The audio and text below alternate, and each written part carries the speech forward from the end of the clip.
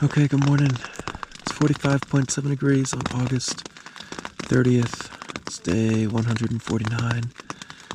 It's 4:35 and I'm gonna wake up. Alright, good morning again, folks. It's 6:09 in the morning. 46.8 degrees is what the thermometer's saying, although that's been under my poncho, so probably a few degrees cooler than that. It's wet. It is wet. Well, I slept pretty well last night, all things considered. I put in my earplugs, bunked up, and slept pretty good.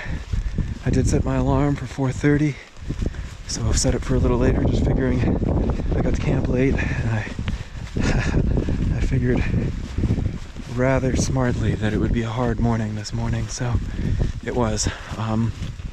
When I woke up, there was a good, I don't know what, 2 or 3 millimeters of water, just a puddle in my entire tent, which is never great. So I think it's just a function of the design of the tent, and I'm really out of practice with setting it up for rain. So I won't bother explaining the anatomy. Basically, it's not like there's a leak in the tent. It's just the way that the canopy drains. If you pitch the tent incorrectly or carelessly or haphazardly, all the drainage from the canopy trickles into the floor. So that's what happened.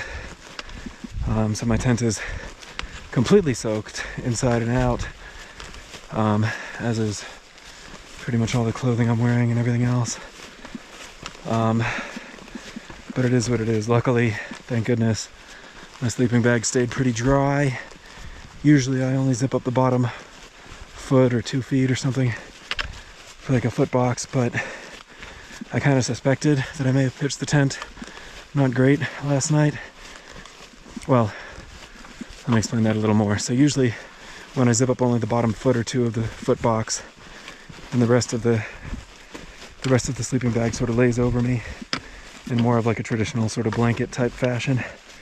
But this also means that it's laying beyond my sleeping pad and laying on the bathtub floor, on the tent floor.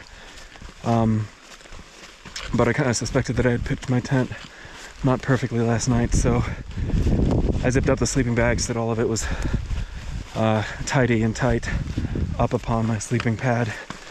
So luckily my sleeping bag stayed pretty dry, because my sleeping pad is like 3 inches thick or whatever, and that was plenty enough to keep the majority of the sleeping bag out of the water, which had pooled on the floor of the tent. So, I mean, that said, no doubt about it, my sleeping bag is wet. It's just not totally soaked, which I guess I'll take wet over totally soaked, but still not great. So I'm thinking it's kind of at a level where I should be fine and halfway comfortable, at least safe tonight. But I definitely am looking forward to an opportunity to trying to dry that out, should such an opportunity present itself. Although, I mean, look at the background. There's like 60 feet of visibility right now. So I don't know if I'll get such an opportunity, and the forecast is not great. But it is what it is. Another beautiful day on trail, so I'm gonna get after it. I'll talk to you guys later.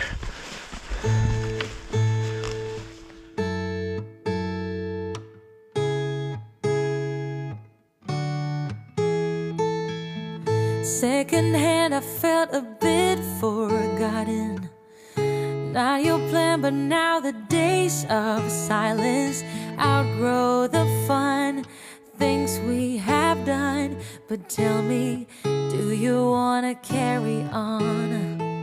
Plants don't grow without water, and they cave when it's cold. We could go till we're older. Put your head on my shoulder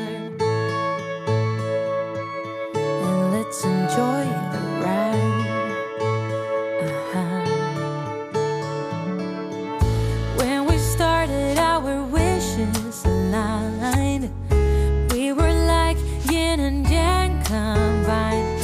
tables have turned. Can we live and unlearn? You tell me.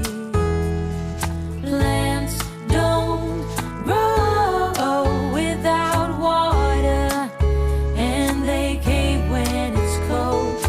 We could go till we're older. Put your head on my shoulder,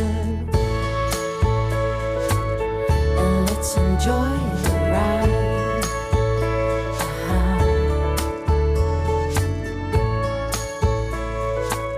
Let's just live a life.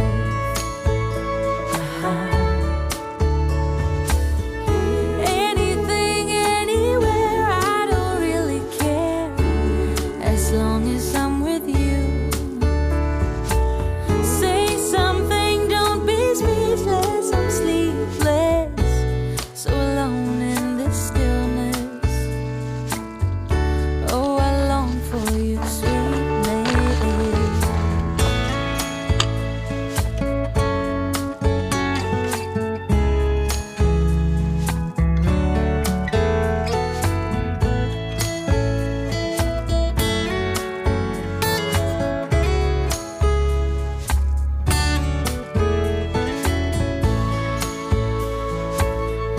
Let's enjoy the ride.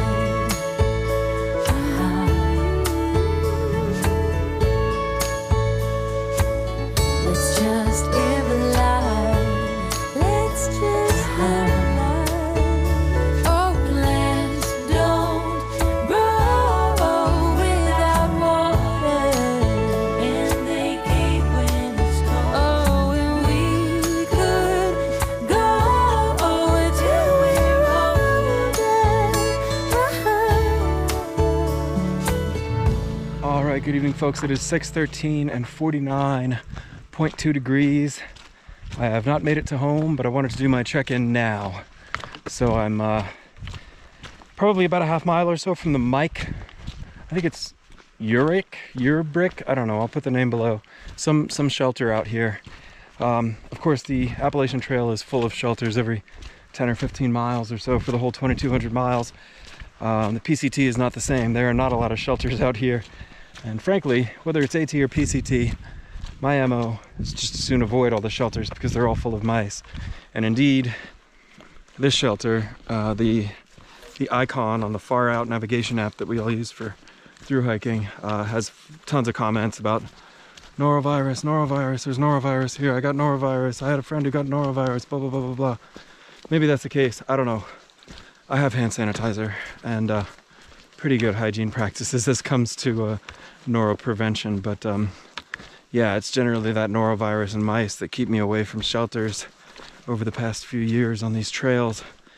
But dude, I'll tell you, last night, I mean, despite sleeping well, it was just super concerning to have all my stuff get so wet last night, and I really don't want to do that again tonight.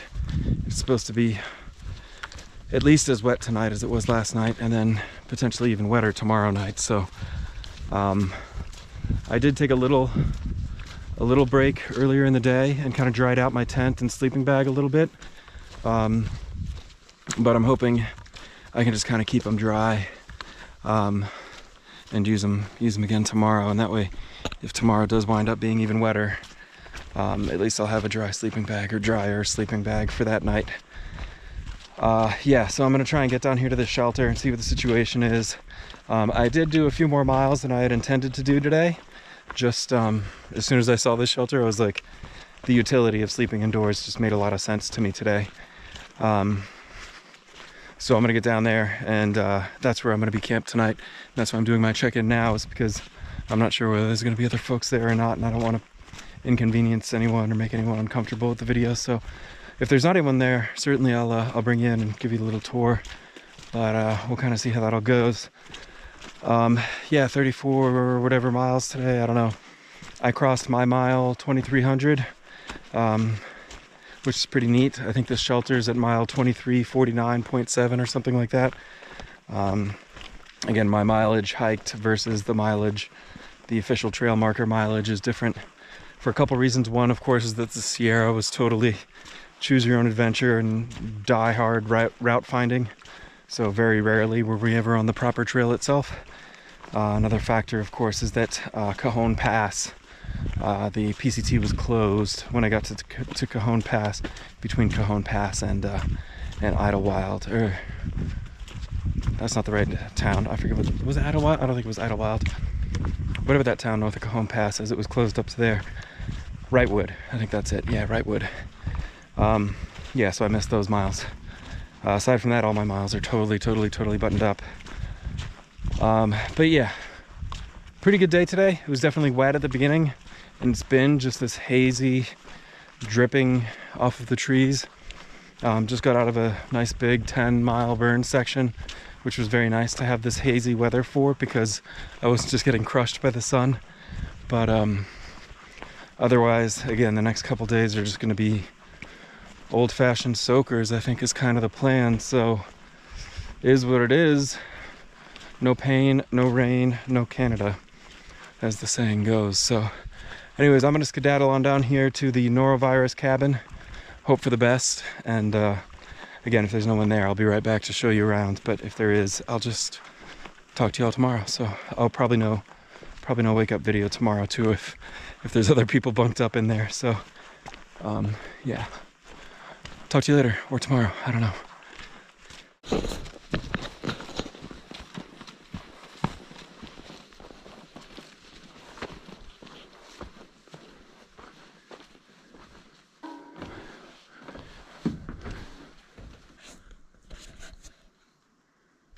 Oh God, that's a couple elk. That's a whole slew of elk. That's pretty cool. Let me get the phone out so we can get it on the zoom.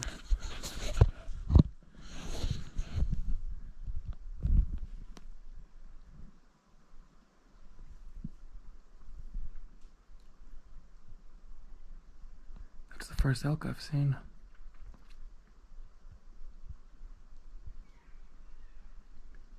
Pretty neat. I'd call that pretty neat.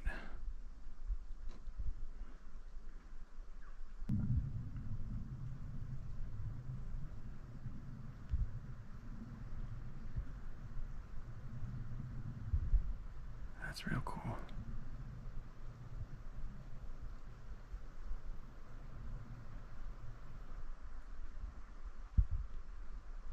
Cool. Alright, doesn't look like there's anyone here, but someone left a fire going. Hey ho! There's a little loft upstairs. It's awful dark in here, but this is really perfect. There's a little plastic 6-foot folding table and a couple of benches. Big old Edison stove over there. I'm sure it'll be plenty warm upstairs. Honestly, it's pretty warm just right here. So, yeah, not a whole lot more going on in here, but I think I'm gonna make myself comfortable and cook up dinner, and I'll talk to you guys later.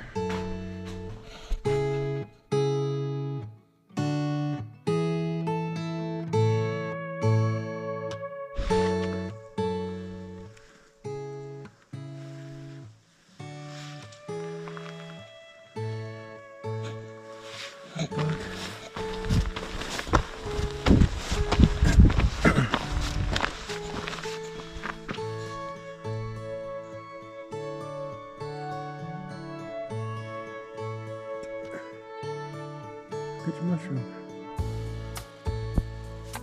Look at your mushroom. I saw you like it. Yeah.